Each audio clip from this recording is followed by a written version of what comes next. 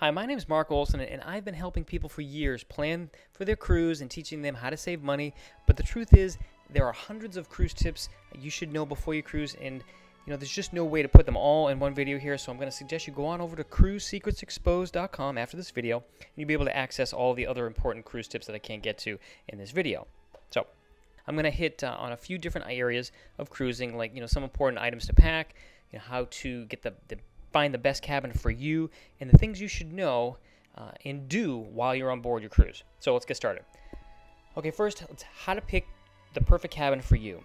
So first, let's go over balcony versus an inside cabin. In my opinion, if you can afford a balcony, you should get it. Some people say, you're never in your cabin anyways, so what's the point in getting a balcony? It's really not a big deal. Well, I would disagree. I spend a lot of time in my balcony when I'm on my cruise. I like to have my morning coffee, delivered, and I sit out on the balcony and enjoy my morning with my morning coffee, and get a drink and go back to the balcony and just hang out there. I spend a lot of time there, and I think it really makes a difference when you're coming into port and maybe leaving port, and you kind of hang out on your balcony and just kind of watch the island as you come in and leave. Something else that's really cool is that if you do get a balcony, and you can get one on the very, very, very, very back of the ship, you're going to have a great view on both sides, and you're going to be able to kind of see that propeller wash, which goes out for miles, and you can kind of, it's kind of it's kind of cool. You can kind of hear it and you can see it, and it's just really nice.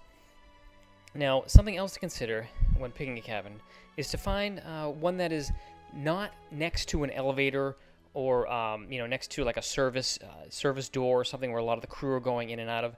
You also don't want to get a cabin that is like right below a dance club or an eating area where you're going to have constant movement of chairs, scraping across the floor, during the midnight buffet. You just don't want to hear all that stuff all the time. So look closely online at the deck plans and make sure you pick a good room.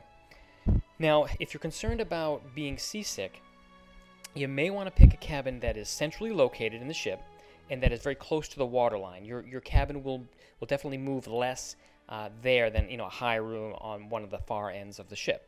So that's just something to consider. Now, if you are someone who gets seasick or think you might get seasick, there are some things that you should consider taking with you.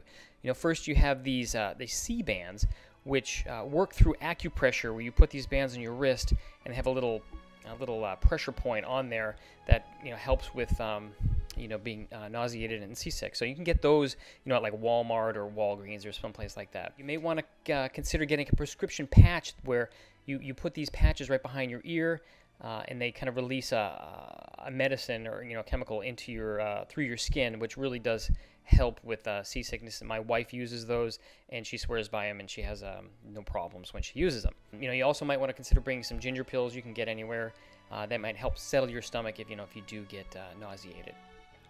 Moving on to some other things you may want to consider to packing. You always want to remember to make a copy of your passports, maybe your credit cards and your medical cards. If something happens and they get stolen or you lose them, you're going to want a copy of them, especially if you're overseas. You want to have your copies of your passports and your credit cards in case you have an issue. I like to bring a portable stereo like this one. It works off my iPhone. It's just an iPhone docking station. You can have your own music in your room. That's kind of nice. You might want to consider bringing a flashlight, just in case, on the off chance that the ship does lose power. It doesn't happen often, but it has happened. You'll have some light with you. When the power goes out, it's pitch black out there. Something else you definitely want to consider is bringing an extra set of clothes that you are going to put in your carry-on bag.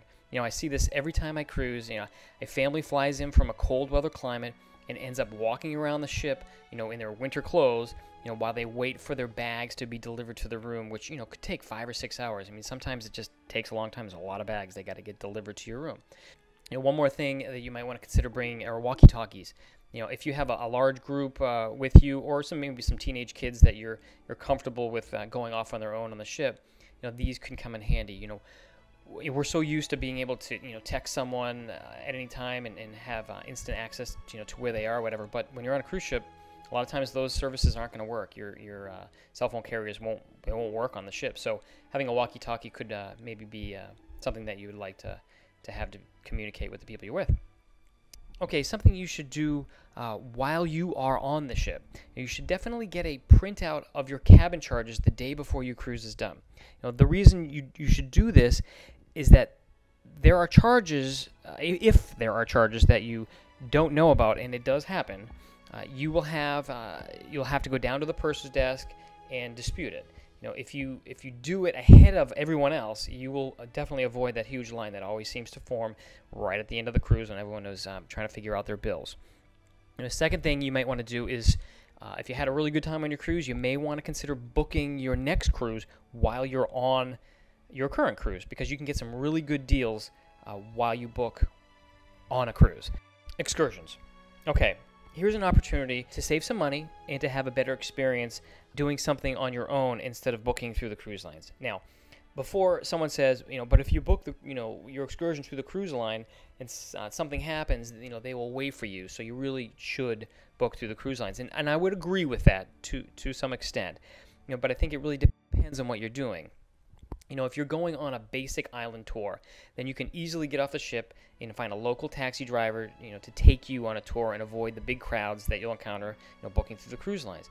I wouldn't go on a really long excursion that's very involved, that's going to take up most of the time you're in port, and do that on your own. You might want to consider doing something like that through the cruise line.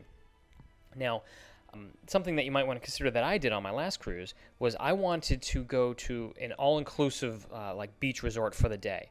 So I did some online research, and I actually was able to save myself about $200 by actually booking a hotel room for the day at a local hotel there on the island, which gave me access to all the hotel's all-inclusive amenities.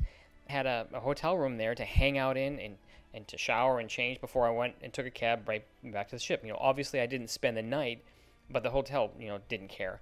So that, that's something you might want to consider. So there you have it. There's some cruise tips for you. Like I said, there's hundreds of cruise tips that you really should have access to before you go on a cruise. And so go on over to Cruise Secrets Exposed, or just click on the link down below in the description box, and you'll find some access to some great information, all written by an ex-cruise officer, who kind of lays it out there, all the cruising secrets that the cruise lines don't necessarily want you to know. So go on over there now, and I hope you have a great time on your next cruise.